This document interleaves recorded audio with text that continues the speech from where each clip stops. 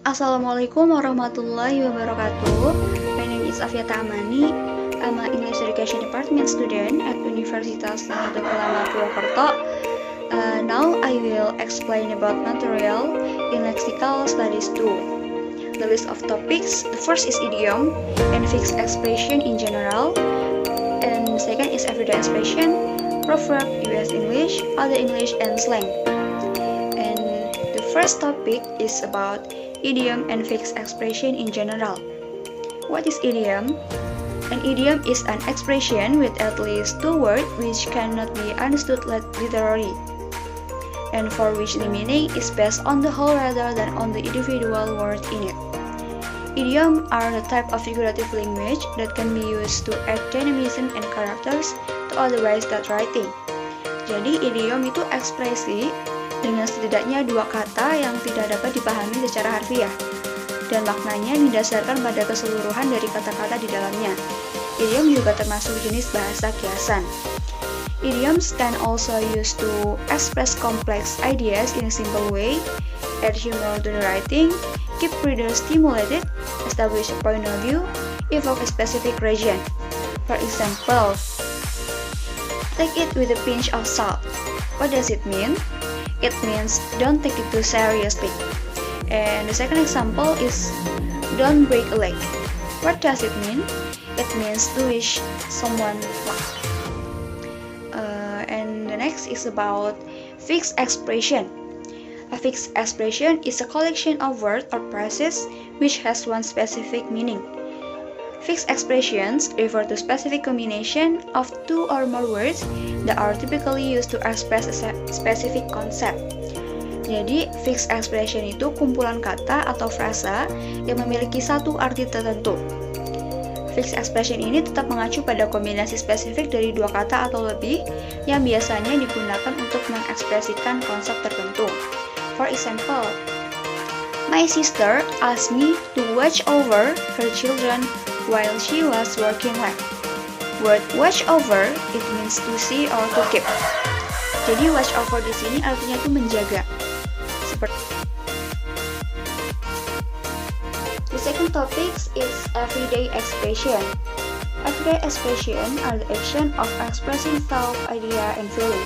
Jadi everyday expression ini adalah ekspresi sehari-hari. Apa sih yang diomongin orang sehari-hari? Ya ada beberapa contoh dan tips and trick di sini. There are things should we never ask. First is someone's religion, someone's age, someone's height and weight, someone's marital status, someone's financial matters. Never ask those things because Western people consider someone's quality as more important than his personal matters.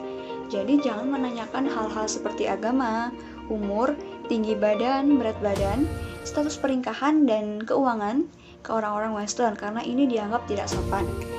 Oke, untuk yang selanjutnya, meeting someone we do or don't know.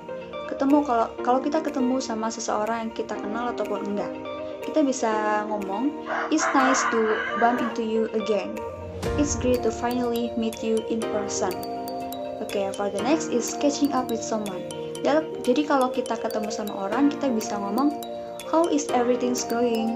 What have you been up to? Okay, the next is leaving the conversation.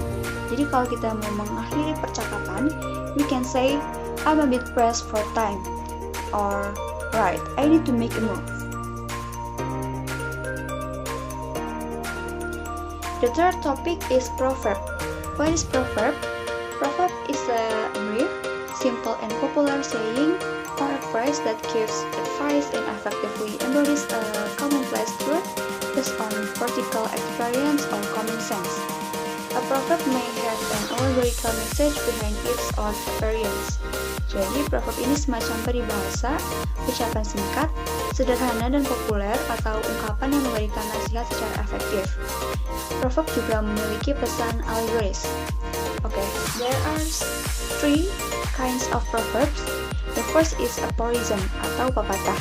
For example, don't go too far in small. Yang artinya persoalan kecil jangan dibesar-besarkan. Yang kedua itu ada parable atau perumpamaan. For example, to carry coals to Newcastle.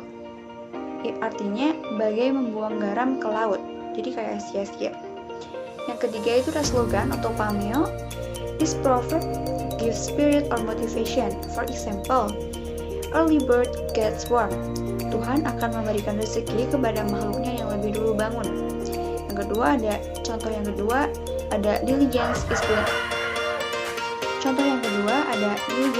the mistress of success, yang artinya kerajinan pangkal dari kesuksesan. Okay, the next topic is US English.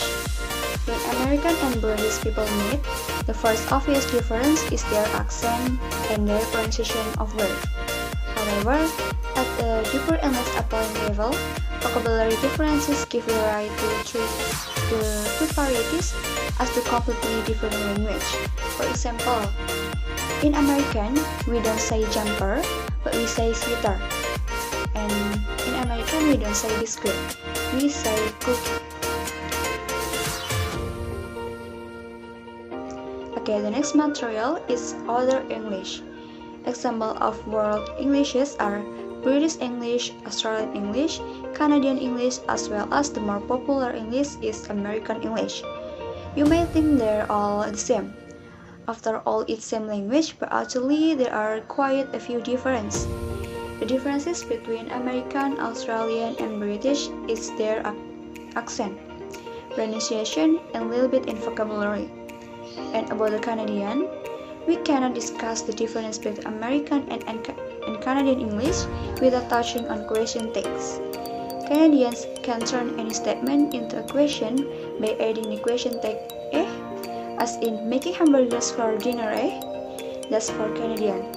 Americans often do this same thing by adding a casual "huh" or "right." For example, maybe this dialect aren't so different, right? Nah, bedanya Canadian dan American itu di question tag. Biasanya di belakang question itu Canadian meletakkan kata "eh". Kalau di American biasanya meletakkan kata "huh" or "right". Okay. The last topic is slang. What is slang? Slang is an unofficial language variety spoken by teenager or certain social group for their international communication, so other people don't understand their language. Slang is a new form of vocabulary and change. And general function of slang is first, slang changes the level of discourse in the direction of informality. Second, slang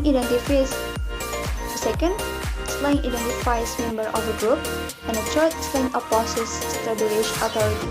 It can be concluded that every member in a particular group must adapt to become a slang language users in the group.